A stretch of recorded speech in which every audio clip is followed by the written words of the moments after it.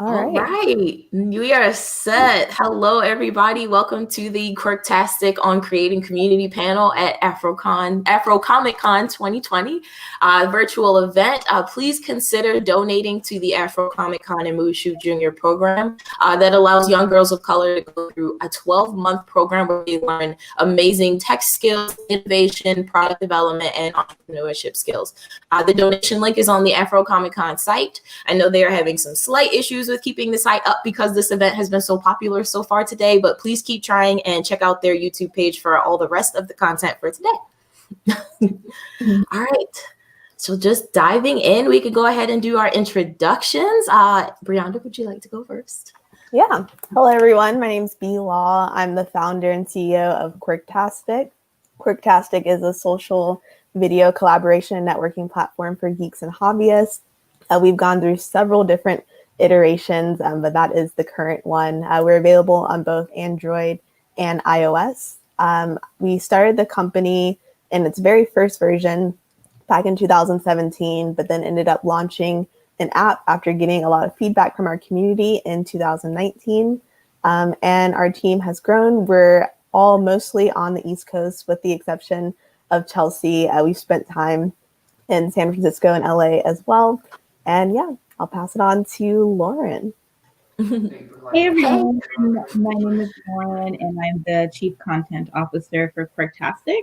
I came on in 2017 and all of our audio and visual content, I bring that to you from podcasts ranging from the different stories from people of color to our short form and long form video, whether that be fan-made films like Afro Samurai Champloo that we did with Team Red, or quirky things like the Quirk Team Tri-Step, where we got to do some stuff with the stunt team from Black Panther. Nice. And I am Chelsea Redding. I am the event director for Quirktastic. I came on 2 years ago, about 2 years or 4 months ago, as the person who was going to be behind most of the development of QuirkCon. But right now, with everything going virtual and with everybody stuck in the house, I am the one who helps to decide which one of these events, like AFROCOMICCON, that Quirktastic is going to be on, and what kind of content we're going to present for those. I joined Quirktastic originally as a contributor, so I've actually only been the event director for about 1.5 years.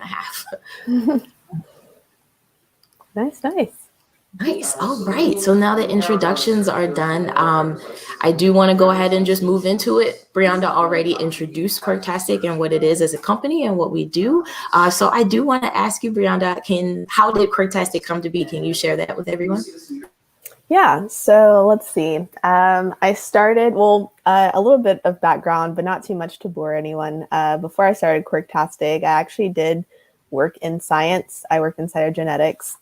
And I was just in the lab one night. I had a blog before I started Quirktastic, but one thing that I just really wanted to figure out was like how to find friends, honestly. Like I was in a lab about 13 hours a day, an adult at this time. And I was like, I really want to find other people who were similar to me, who also liked anime. So then I go online, try to find my people, and I found them. However, it was not without being forced to see like all of the harassment and bullying online, especially as a woman and a Black woman who was into geek fandom. And just like seeing like so many of my favorite cosplayers get told like, oh, you can't cosplay that, you're Black, or like, oh, you only like gaming because you must like your boyfriend must like gaming, or just like all of these other stereotypes. And I was like, this is lame. So my first thought was like, all right, let's just make a community for all of us. Like we will be on our own separate quirky island doing amazing things. Like, let's just do that. And I thought that was solving the problem. But then what I realized is that I wanted to create a community, or just, I guess, aid in the creation of community to where we could thrive no matter where we were at. And that's kind of where Quirktastic into our newer brand Quirk Chat is leading, is just allowing community builders to build the communities that they want to on our platform, while also making sure that we are building the tools as well as upholding the community guidelines so that people know that like you're not going to get away with stuff here. We will ban you real quick. And we've all come together. Like, we have a Quirktastic chat where it's like, all right, like, this person messed up. Like, you got to go. Like, oh, you're not for LGBT. You got to go. Oh, you think this is okay? You got to go. So that's definitely like the origin kind, as well as like kind of what it's transitioned to. That's perfect. Thank you for sharing that. So we've definitely covered a little bit about the app, but stepping backwards a bit, one of the first things we did as a company as far as offering something tangible to our community was the Quirk Shop. So can you share a little bit about that? Yeah, so my idea with the Quirk Shop, there were two things. One is at the beginning, and I know, I think by this point, Lauren, we were probably working together. Yeah, we were definitely working together. There were just so many people that wanted to be a part of what we were building. And they're like, I just want to rep what y'all have. Like, can I do this? I'll volunteer my time. Can I work on this, and that? And like, of course, a few people we brought on because it's like, thank you. Like, we need this community. But then there were other people like, I just want to rep the brand or rep you all, support you somehow. And I wasn't comfortable with the idea of like people just donating money to us. So I was like, well, I mean, let's tat for tat, like, let's just make shirts. So I've made like a few of the shirts from the Quirk Shop. Now at this point, I pretty much made all of the shirts. And I think our most popular ones are anime and trap music. And then we have a new one, Sailor Scouts and Twist Outs. And I think those two have become popular because one thing that I noticed from our community is that even though most of the people at the time were Black or Latinx and liked anime, like, we weren't just one-dimensional. Like, we weren't just like super geeky and only like live, breathe, and ate gaming or anime. It was like we were we liked everything. We're multi-dimensional. So I kind of made it as a way of just like to show on your shirt of like, you can like both anime and trap music. Like, that's fine. And it's normal. And it happens because we are not a monolith. And then, yeah, I think that was like the main thing. But then also I thought t-shirts were a good idea because think of just the way that we make friends as nerds, especially introverts. It's like you see somebody, like, you're just out anywhere and you see somebody with a My Hero Academia shirt on and you're just like, oh my God, I like your shirt. Yeah, it's just like, I like your shirt. Like, are we going to become friends? Like, what's going on? So I wanted to create I wanted to be a part of that. Lauren, you wanted to say something, or I'm still on the feels part of that. It was just so like everything you said, but was spot on because that is how like we make friends. I know instantly as soon as I see someone with a shirt on that has something I like, I'm just like, oh, someone like me. So the Quirk Shop, I really love. Like, I need to get more from there because I could rip that all freaking day. But yeah, that's all. I was just agreeing. Okay, cool. So I want to talk about the Daily Quirk because I'm realizing, of course, that all three of us at some point have written something for how we originally came to be for our audience was through media, and writing heavily was our thing. So where was the Daily Quirk in your mind as things evolved into us becoming Quirk Chat? This is a question for me. Yes. Okay. Sorry. Yes, it is. No. It's like, Lauren, you want to know? Yeah. So, and I guess Lauren will definitely add something to this, but let's see. The reason that I decided to start with a blog, which turned into a media company, was the easiest way to get our audience, to be honest.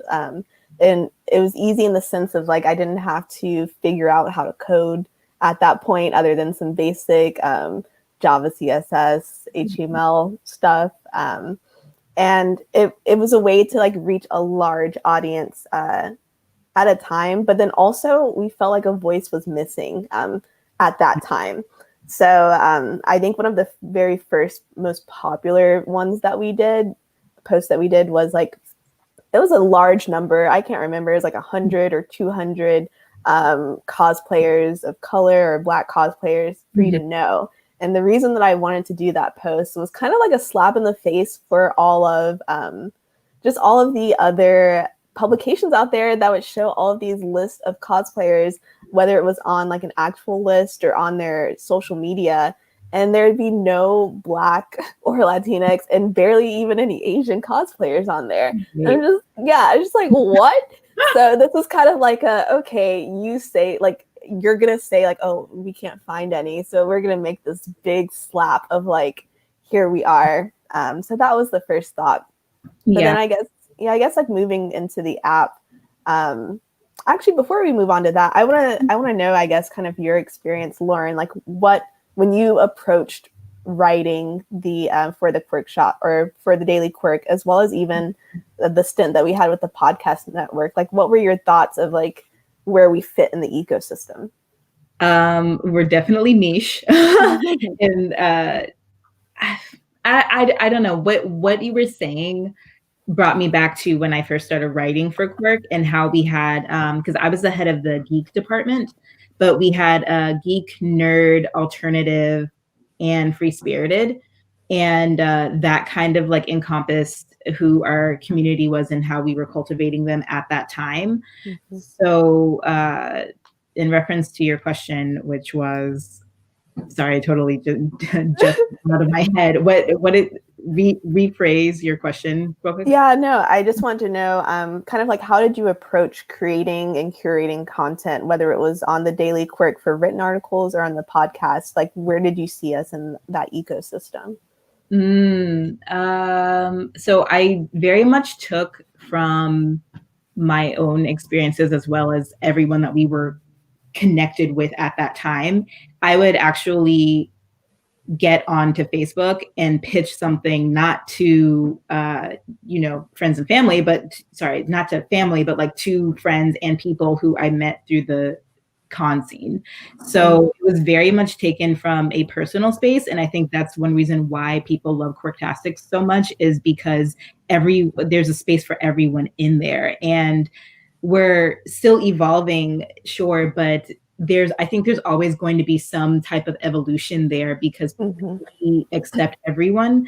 And so when I approached making content, it was from not only my own perspective of like, I knew if I related to this, there were other people that related to it. So I just took the ultimate personal approach as far as whether reaching out to other people or taking something that was dear to me. Like, I had written that article, how to leave your 9-to-5 for the freelance life, and had 3 people email me saying they quit their jobs.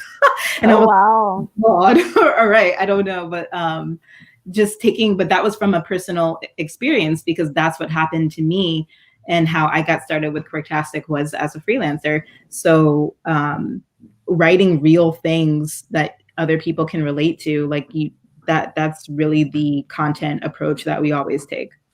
Yeah, I would say just, I guess, doubling down on this, and then we can move on. One thing when I first started was just really trying to think of like one person, like, and I think that's like the best content is like I don't care about anyone else, like as long as this one person like finds joy in it and I'm writing it specifically for them. And of course it reaches more people, but I noticed that it was like, instead of me when I used to writing something that was very like generic of like this or that, it was more of like, all right, like this is for one person, and that's the one that would actually go viral. I love that, but that's really how it is though, when you like kind of take out the ego of reaching thousands of people and only hone in on like making sure you touch at least one person's life. I think that's when we get our best content, and that's when it really flourishes. Kind of like how, our campaign, This Is What a Geek Looks Like. Yeah, and yeah, so with the This Is What a Geek Looks Like, as well as just other things, like I know we had the podcast network for a short bit. I feel like the Daily Quirk was our place of being able to just do other projects. Like we were able to do that video series with King Vader, that also not only was for King Vader's, like to spotlight him, but also supported a local place in BC. So there were like a few, I feel like there were several ways that we were able to involve community, because our whole motto, like there were other people similar in our space, but I think our whole thing was like instead of seeing that as competition, it was all about collaboration. Exactly. Yeah. Hey. Hello there. Well, that's perfect. I was in the secret chat like, this is next. But we can roll into listening to you guys talk about, you know, how we connected with the community, what kind of things we decided to write about, and how we wanted to make and tell impactful stories, how that became wanting to do more in person. So how did that become Connie, which has since been rolled over into the app, and Quirk Chat? How did those things make those arms of us appear and grow? Oh, yeah. Right? Yeah, okay. So I guess we could talk about Connie, who RIP, she died with coronavirus, man. It was she died real quick. But as Chelsea mentioned, I mean, we had our own con. We had QuirkCon in 2019. That was a smaller con in North Carolina. But the original thought for the app in general actually was we kind of did customer discovery on the audience that we built, because we had built out a pretty large audience from the Daily Quirk, which was just like Quirktastic at the time. So we built, I think at like our largest month, we were at over 500,000 monthly active users just from our articles. So from that, I was able to like build out a newsletter list, and I spent a lot of time just really talking to our community of like, all right, because we weren't making much money of it. Like we didn't like, it was like that wasn't the purpose at first. But of course, you got to make money, guys. Anybody building community, you got to make money. But but one thing that I did was just talk to people, and I asked them if I could interview them. And most people were like, I just wanted to meet my people at cons. Like they can go, of course, to like an AFROCOMICCON and meet their people if they're like Black or women or whatever. However, there are thousands of cons that happen, and if you don't already have an established friend group, it can feel pretty lonely, and it can feel very cliquey if you're not a part of that. So the original thought of the app in general was like, let's just make a way for people to make friends online, and then those friends can roll over to friends they can meet up with at cons. That was all we wanted at first. And then, of course, the app has grown into even more now that we've just continued to listen to what people are saying. And we work with a lot of content creators who want more tools. So then to Connie, our thought with Connie was to allow you to buy tickets through the app and also kind of act as like a con discovery. Because as I mentioned, thousands of cons happen each year. But if you don't know about them, you don't know about them. So it was a way to where you can invite your friends that you've met through the app to go to different cons with you. We were going to figure out ways that we could do deals and specials and stuff at the different cons. And we got it up at the beginning of this year. It looked okay. It looked well enough to work. It functioned. And then it all got shut down. But I am actually very happy that it did, just because it's not the business that I wanted to run out. Like we didn't want to just be like a geeky Eventbrite, you know. Like I feel like even when cons come back, we'll have a better and more unique way to just help people build community and build friendships. That's honestly the main goal. So for Lauren, to the same effect, sort of with Quirk Chat and with us doing more for the app, I know as a whole team, we've been pouring into it and pouring ideas into it. I'm really interested to hear from you as our Chief Content Officer, what kind of things you really want to see from the app, from us. Like what kind of media and content, what kind of things you want to see the app do as far as our content. So before you do that, can I like, I want to help in like telling you what the app is becoming, and then I also want to know your ideas.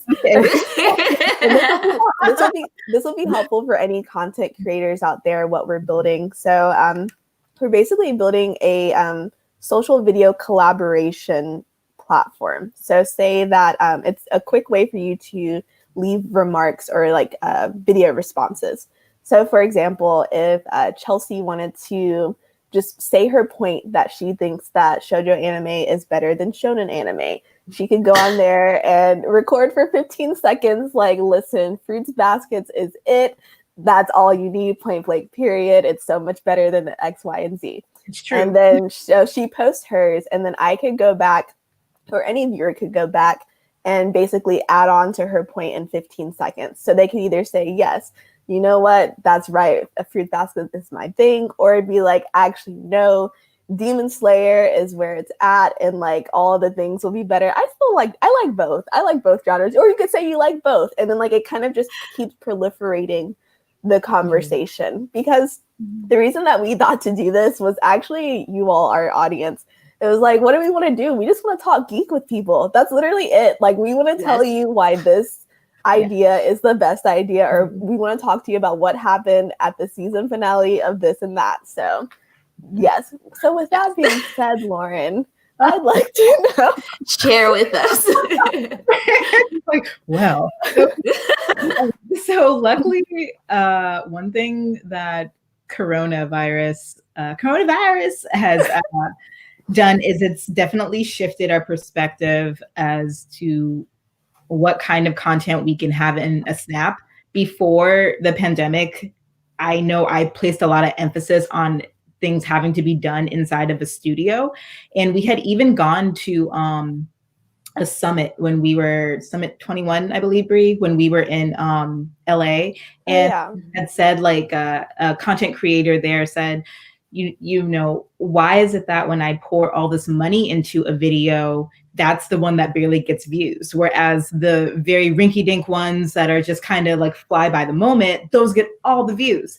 So coronavirus has taught not just us, but every content creator now is going completely live streaming online and stuff like that. And they're doing things from the comfort of their home, because I mean, what else do you have? And which is crazy for perfectionist Lauren to say. I don't think you all realize how much of a perfectionist Lauren, her Virgo self, cannot help it. She is a perfectionist.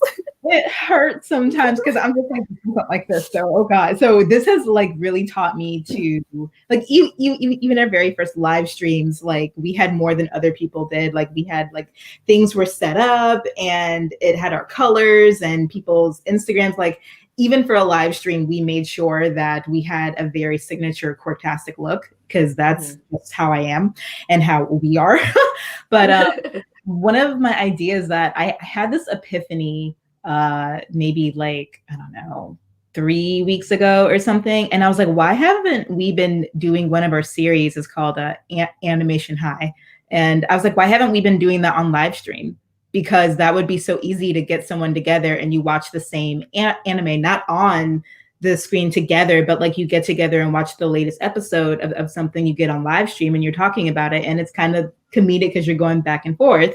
Well, you know, under the influence and something like that, because that would be more engaging. And I feel like more people would have fun. A lot of people would relate to it. And that was one thing that went through my head. And then we did keep one of our series alive during Corona, and that was the Nerdy Lunch Table. And the Nerdy Lunch Table is when we gather real geeks to talk about real life issues. So we had a couple live streams between Blacks and Asians when Corona first started happening and people were being racist shitheads, which they still are.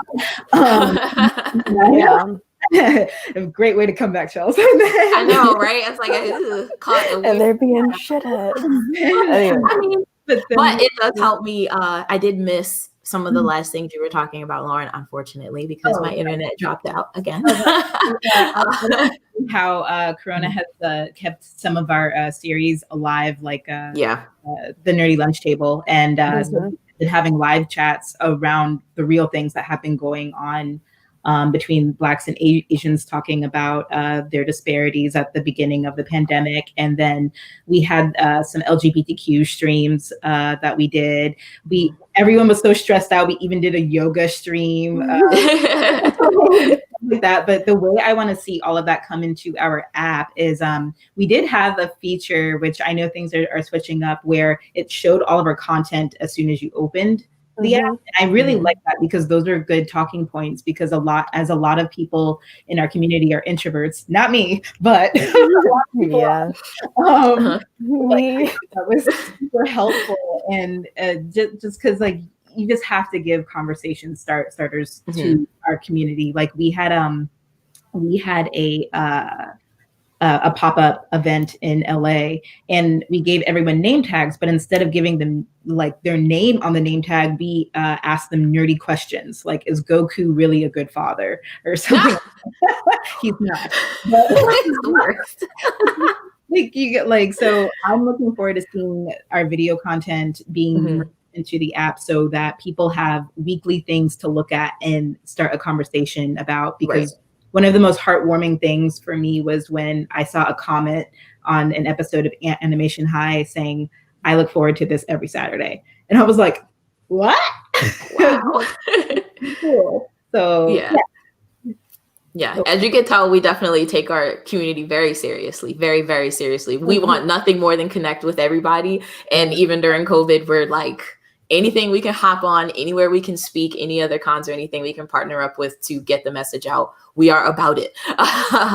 And then, of course, like, I feel like connected with that is how good we are with our community, is because we're so good with each other behind the scenes. So I want to hear about our Quirk fam, our team, our peoples that are bringing all this content up. I mean, share with everybody anything, your favorite thing that we've done as a team, our triumphs, even a few of our failures that we've come up and picked up on. I want to hear about that stuff. Let's talk about it. There also, apparently we can see comments. So if you all have, there's like another section. If you all who are watching have questions, we can't respond, but we can. Well, typing anyway. There's someone else that's responding on our behalf, but we can respond here. Yes. But yeah, anyways, go ahead, Lauren. I want to know your thoughts.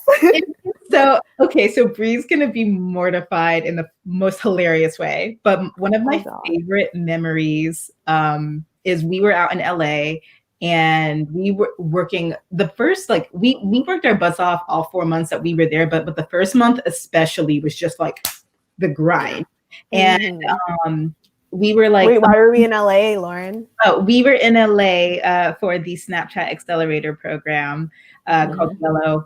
And we were there for 3 months, and Snapchat like helped us out and really like hone in on Quirktastic and build our community even stronger.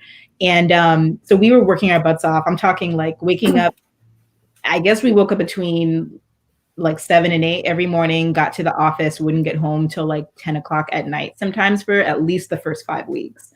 And there was this one Friday where we were, this was like later into the summer, but like we were like, me and Bree like simultaneously shut our laptops after getting done. And we were so excited to be like, we're gonna stay on the couch the whole weekend.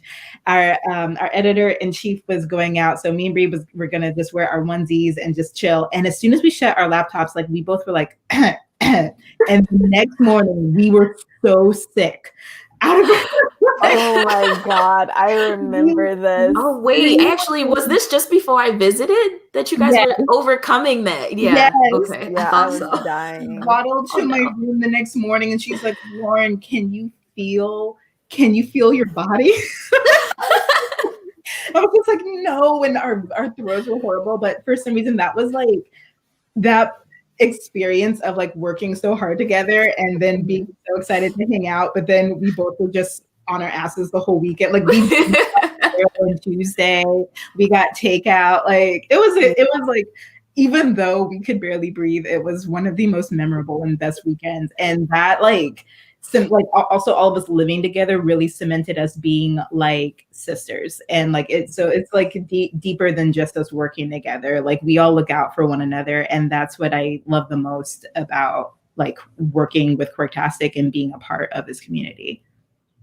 Yeah, I would say and someone said that they couldn't find the nerdy lunch table. It's on our YouTube. If you don't see it on the old link, it's because we're rebranding to a whole new URL. So sorry about that. You've caught us behind the scenes rebranding.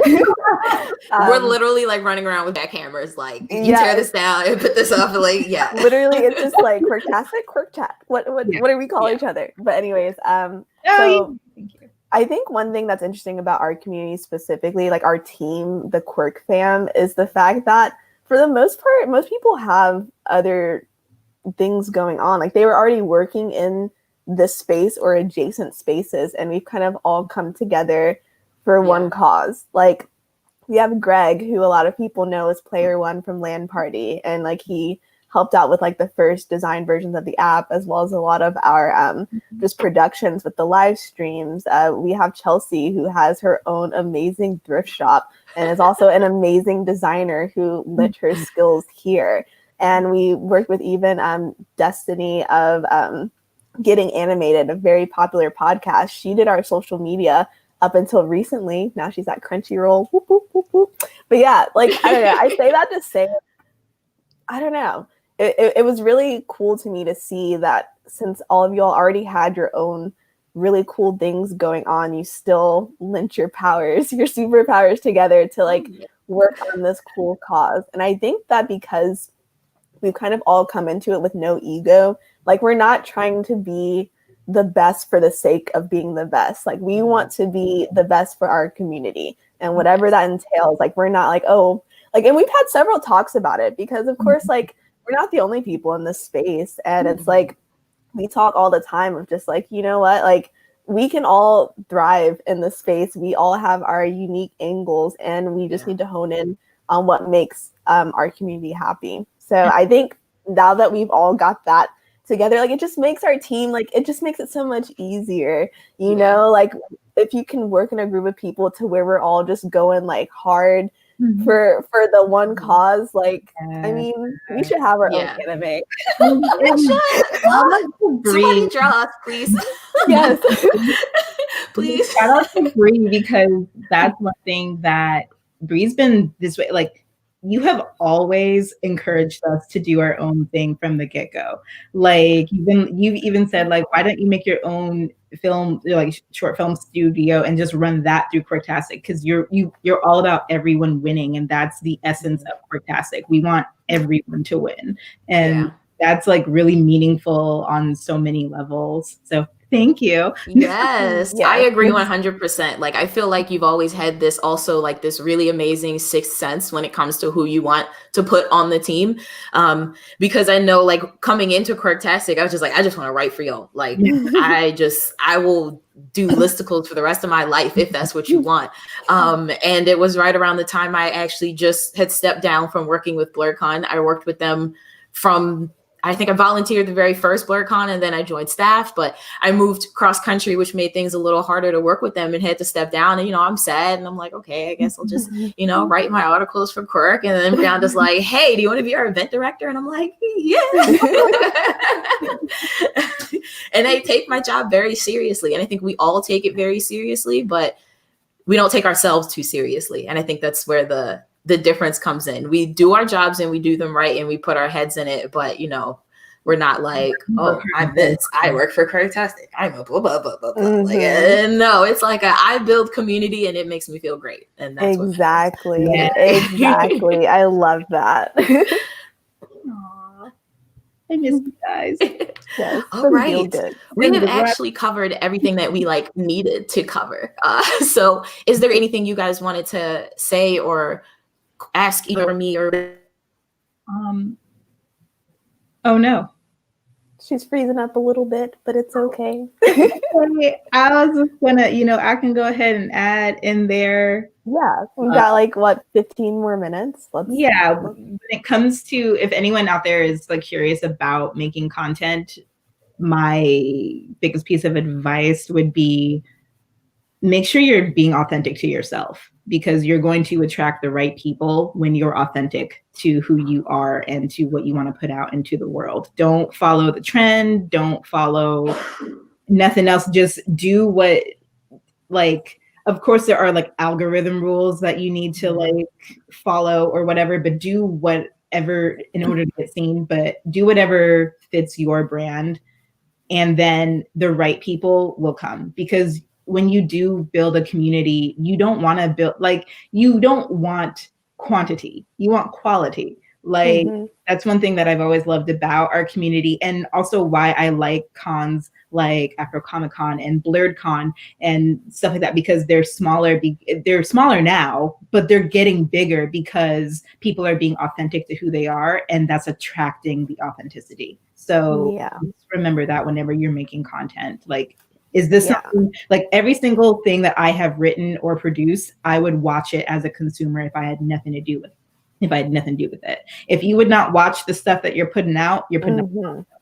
Exactly. Also, someone asked if there's a Q&A. Oh, hi, Kicks Out Wellness. Hello. And also everyone who said hi. Hey, we can see your comments. We just can't respond in the comment section, but you can ask there and we can answer live. So yep, feel free to do so. Thanks for coming. Yes, I will be keeping an eye on the comments. I did see that question also. And we are going into Q&A next. We just wanted to make sure we wrapped up and got everything out that we wanted to get out. Brianna, did you have anything to add before we start taking questions? Yeah, and I'll leave people as much time as they want to leave questions. I actually had more of a question for you and Lauren, just about team. I feel like a lot of people out that may be listening, I'm seeing like some of the names pop up and I'm like, okay, they have brands already. I'm thinking like, why are you at this panel when you could be listening to Sinbad? Apparently Sinbad's going on at the same time, and I hope we didn't just lose people from that. But anyways, it's like team. When thinking of like people that you want on your team, I know I'm the one who kind of, I guess, built up the team, but now that we're here and we're also thinking about just making changes to the team, what do you think are some important things for people who are putting on their first team members to look out for, or to structure, or like any thoughts when you hear the word team and like startup team? Be honest with, if you're the one building the team, be honest with who you are as a person. Bree is very honest with herself.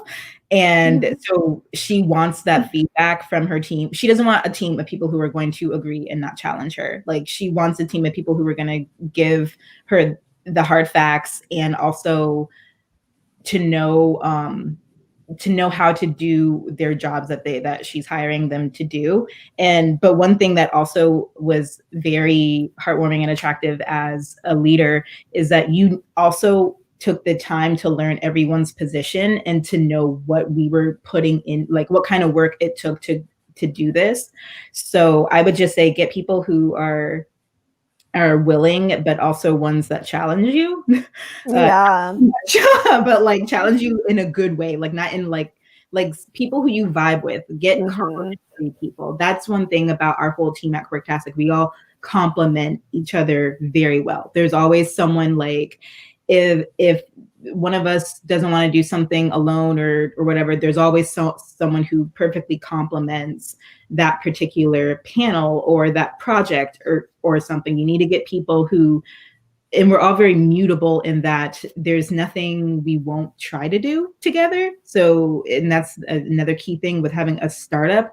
You are not going to have just one position in a startup. One position, but there's a whole bunch of other things that we all do. So you need to get people who are who can mutually work together and who have a good attitude, who challenge you, but in a good way. That's what I would say really makes us dynamic and makes it so easy to work together. Cause like we've all been working remote for 3 years. Yeah. But when we all get together, it is like the best day in the office. We get so much work done. So yeah, it's really cool. No, that's so awesome that you say that. And I think for anyone out there who is a leader, oh, hi, Terrell from blurred.com. I see you out here, who is also a really great leader. I think something that's important, what you mentioned, is just kind of knowing or having realistic expectations for your team. And that's really my thought process of trying to get to know what you do. So like I asked you, I was like, what does this look like? I wanted to know the cost and all this stuff, because it's like, if I'm having unrealistic expectations of when something should be due, I'm going to have some thoughts about you that aren't justified, you know, and then that causes just angst against the team. So I didn't want that. And I also wanted everyone else to know. So we use if anyone's looking for tools, you can use something like Asana. I think we started off at Asana way back when, and I still recommend it because it's, I think there's like a free version or it's cheap. Once we got a bit more developed, we started using Basecamp, which was helpful just because I like the way it was organized. That's really it. I like the way it was organized. We had a calendar and like you could break off in little projects. but then it was also transparent to where everyone on the team could see what everyone was working on. So, which is important if you have a team at the startup where everybody, even despite of your job position, is basically doing all the things. So yeah, that's super important. So I know we've lost Chelsea for the time being. So I'm, asana, like the yoga move, S-A, take out the U, and then that's it. Yes. So try that out.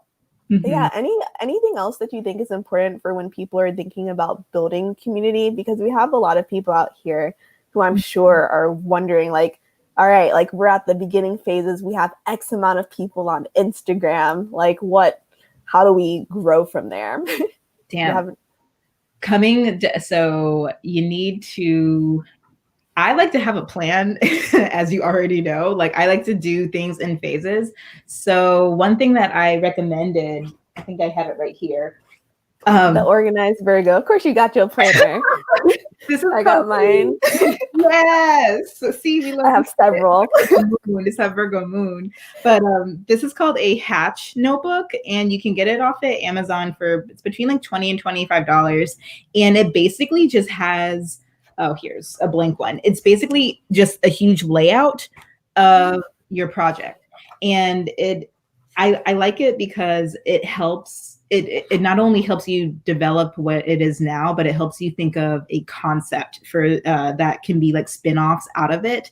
So it's just like you need to like have very small, like have little goals in between your big ones, because then you're going to be focused so much on the big goal that you're going to be missing your small wins, or you're not going to be focused in the right spaces, especially with niche communities. Like even this right here, there were people in the comment section asking for our handles. This is like the first AFROCOMICCON, and this is I have no idea how many people are actually on this chat right now watching, but either way, it's this small, like you hit a small community here, and then more people come, and then so don't be afraid to also collaborate with other people. Like that's our big thing. We love collaborating because we're all about helping everyone out. But definitely be organized, have smaller goals in between your bigger ones, and don't focus so hard on a number. That's a big one. If you just be consistent and have small goals, and you'll get to where you want to be before you know it. And I feel like that sounds cliche as hell, but as we've actually done that, like it works. So can I give a few tangibles? Because I know, well, apparently we have more time if we wanted, but I think we were going to stop at the hour. But so like there were a few tangible things that I feel like people that are listening can do. Because I recently did this with a few friends of mine who are in the space. I do sometimes take out times to do calls, though I've been super busy now, so I can't. But one thing is do an audit of your whole online life, because we have to do that several times for Quirktastic. And this is why we took down our social media, to be honest. Like you'll notice like, oh, like there's no Quirktastic at Quirktastic anything. We did change the handle because we are rebranding, but even on that, I deleted all like thousands of posts. It took me forever, but I was like, it's necessary because we weren't focused. And like I feel like we weren't really how do I say it? We weren't really getting to like the end result. What we want people to do is go to our app, but what we were doing was kind of becoming like a meme page and growing out a page on Instagram, which is like, that's great for Instagram, but like we're not getting much from that. We can't really, I mean, other than maybe like some sponsored posts every now and again on Instagram, but like it wasn't meeting our goals. So I think even as community, you need to see like, what is my product? Start there. So I know I did this with some friends, and I was like, all right, what's your product? Is it you want people to go to your podcast? Do you have an email newsletter that's going to convert people to something like a class that you're teaching? Do you have t-shirts that you're trying to get people to? Like, what's the product? And then even if your product is community, like if you have them housed somewhere, like you want a call to action for people. So make sure that you're creating content, even on Instagram, for these call to actions. Just making sure that everything is very structured, because I think the worst thing that happens, especially to us in this space, like we've been victim to it as well, is like we'll grow out these big communities hoping that another brand will like see us and Senpai will notice us and like they will be the ones who like give us this money because we're building this audience. But like at the end of the day, like the worst thing is when you build up this big audience and you have $0 to show for it.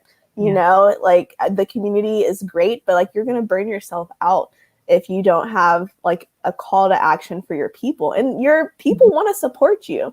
So like whether it's you holding events, whether it's you selling merchandise, what it is, like people just need to know that these are the options that you do. So like homework number 1, make sure that the link in your bio is pointing people to where you want them to go. It could be one of those tiered Linktree links or just like one thing. And then also look at like your columns of photos that you're doing. If it's all just random, then you need to really think of like some series you can do to get people to want to go off of Instagram to where you're wanting them to go.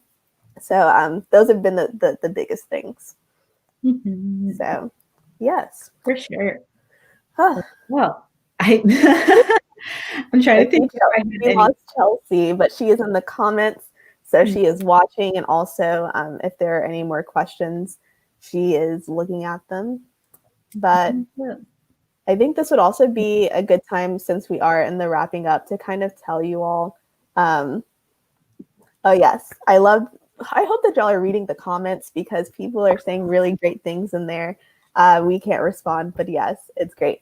One thing that I did want to also say, speaking on the terms of building community and money, is we are actually raising on a platform called WeFunder. If you go to wefunder.com/Quirktastic, Chelsea, I know that you're in the comments, at least on YouTube. If you could drop the link to our WeFunder, that would be great. But one thing that was really important for me when building Quirktastic, which is now changing to QuirkChat, was just to figure out a way for our community to actually be a part of our mission and to make sure that like everything that we did was like geared towards community. So with that, we decided to do a crowdfunding investment platform called WeFunder, which allows you to invest in our company for as little as $100. So it is not a Kickstarter. It is not a donation. It is private equity, like ownership into our company. So hopefully some people are familiar with that. I don't know if you think, Lauren, I should expand more on that, or what are your thoughts? No, I think you just about covered it. Sorry, I'm looking at another question here. Yeah. No, I think you covered that nicely. Geek Out Wellness would like to know if QuirkCon will be coming in 2021. Oh, let's see. Let's see if the world opens up. So this would have been actually around summer would have been around the time that we would have to like start the planning for 2021. And with the summer kind of being crazy, like we're not going to do an in-person anything. I just don't want to risk it that soon. However, I have been working with my friend Farah, who runs the company called The Labs. She's done a lot of the event production platforms for a lot of the events taking place during the COVID era. And we've just played around with the idea of doing a virtual con. So, I mean, and then we'll probably ask our friends at AFROCOMICCON their experience with this to see. So we haven't made any clear-cut decisions, but Chelsea, who was in here earlier, is our event director. So we'll see. We'll take her advice to see if she thinks that we should. Yeah. So yeah, hopefully Chelsea can put in the links. If not, we will go after this and put the links in. Yeah. Any other thoughts before we wrap up? No, thank you guys so much for having us and listening to us. And we really hope that we helped you guys out in some capacity, and be sure to look out for us when we remerge from our cocoon. We're going to come out like a butterfly. It's going to be awesome. So look out. And Yeah. looking forward to bringing you guys content and hopefully seeing you guys in person, maybe by midway next year or something We'll like that. see. We shall see. And just for last things, if you want to find out more about our app, it's currently called Quirktastic in the app stores. So you can go to quirktastic.com or quirktastic.co, and then it'll redirect you to either the Apple Store or the Google Play. If you want to follow us on social media, there's not much there right now because we are rebranding, but the handles are Quirk Chat because that's what we're rebranding to. And then if you would like to support and become an investor, you can invest as little as $100 on wefunder.com/Quirktastic. So yeah, thank you all so much. And yeah, bye. Bye.